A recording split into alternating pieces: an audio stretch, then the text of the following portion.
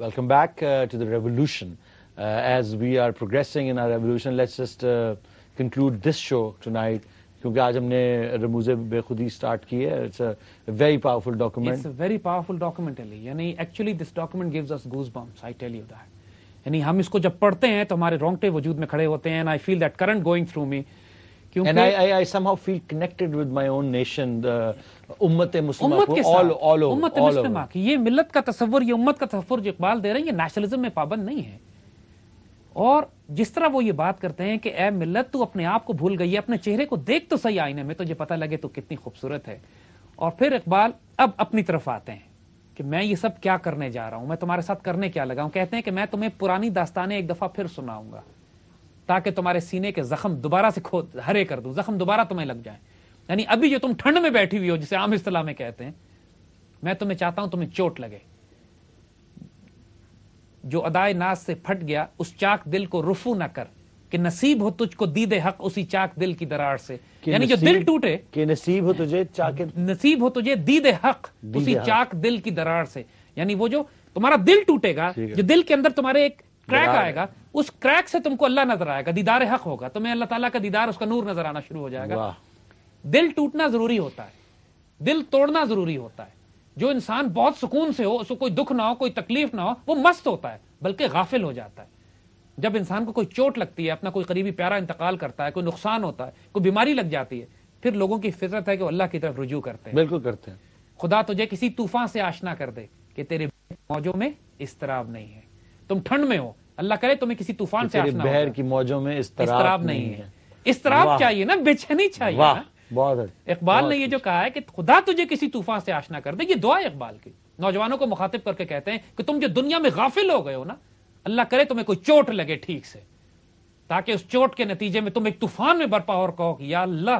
تو یہ جو آج کل ہمارے ساتھ پاکستان میں ہو رہا ہے, یہ ہمیں چوٹیں لگ رہی ہیں, اور اسی کے نتیجے میں شاید یہ ساری قوم, وہ جو انہوں نے دوسری جگہ پہ کہا تھا کہ مسلمان کو مسلمان کر دیا طوفان مغرب نے. اگر عثمانیوں پہ کوہ غم ٹوٹا تو کیا غم ہے, خون 100,000 انجم سے ہوتی ہے سحر پیدا. اگر عثمانی ترک مسلمانوں پر قیامت ٹوٹ گئی تو کون سا غم ہے. اس قیامت کے نتیجے میں ہی قوم زندہ ہوگی اور اٹھے گی. شہیدوں کا خون جب تک نہ جائے اس وقت تک قوموں کی آبیاری نہیں ہوتی, قومیں نہیں اٹھتی. تو یہی کہہ رہے ہیں کہ دیکھو یہ قوم جو اپنے آپ سے, میں تمہارے تازہ زخموں کو تازہ کروں گا, اور وہ قوم جو اپنے آپ سے ناواقف ہے, میں نے اب اللہ سے درخواست کی ہے کہ اس کو ہمیشہ ہمیشہ کے لیے دوبارہ زندگی عطا کر دی جائے. دیکھیے یہاں بشارت شروع ہو گئی ہے, یہاں پہ گلیڈ ٹائڈنگز آ رہی ہیں اقبال کی طرف سے کہ وہ قوم جو اپنے آپ سے ناواقف ہے, اب میں نے اللہ سے درخواست کر دی ہے. اپنا رول دیکھیے, اپنا رول یہاں پہ ظاہر کر رہے ہیں. میں نے اللہ سے درخواست کی ہے کہ اب اس قوم کو زندہ بھی کیا جائے گا اور ہمیشہ ہمیشہ کی زندگی بھی دی جائے گی. اب جو قوم عروج حاصل کرے گی, اب زوال نہیں ہے اس کو, اب اس نے عروج پہ ہی جانا ہے. اور پھر کہتے ہیں میں نے آدھی رات کے وقت اٹھ کے خاموشی, جب دنیا میں خاموشی چھائی ہوئی ہوتی تھی, میں اس وقت روتا تھا. دنیا سوتی تھی, میں روتا تھا.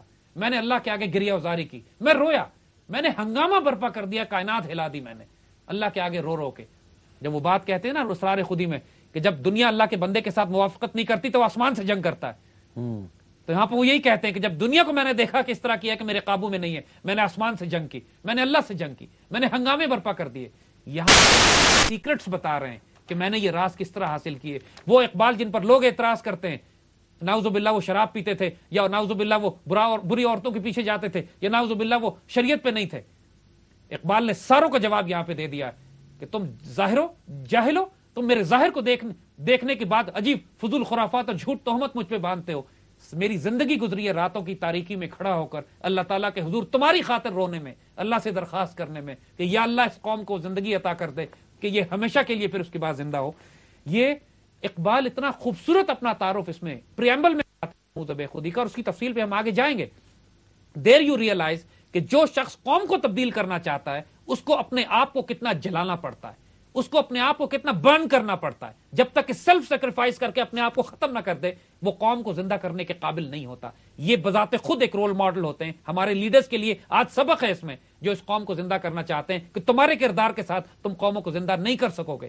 اس کردار کو فالو کرو جو اقبال نے کیا تھا, دا ریوائولسٹ, مجدد جو ہوتے ہیں. سو اس پر انشاءاللہ ہم آئندہ بات کریں گے انشاءاللہ تعالی. جیسا کہ آپ یہ آج کا شو آپ نے دیکھا ہے, اور ہمارا جو رموز بے خودی کا پہلا ایپیسوڈ تھا, اس کے اوپر ہم اور فردر بات کریں گے. اور بیسکلی قوم کو جگانا چاہتے ہیں, اور لیکن یہ نہیں چاہتے قوم سے کہ وہ بم دھماکے کرے یا سڑکوں پہ نکل کر پتھراؤ, جلاؤ, گھیراؤ, اور اس قوم کو ہم نہیں بنانا چاہتے. ہم اس قوم کو بنانا چاہتے ہیں جو کہ اقبال نے انویژن کیا تھا, اور یونٹی آف پرپز کے ساتھ. اینڈ انشاءاللہ this revolution will continue and this revolution will be televised انشاءاللہ تعالی. Thank you very much.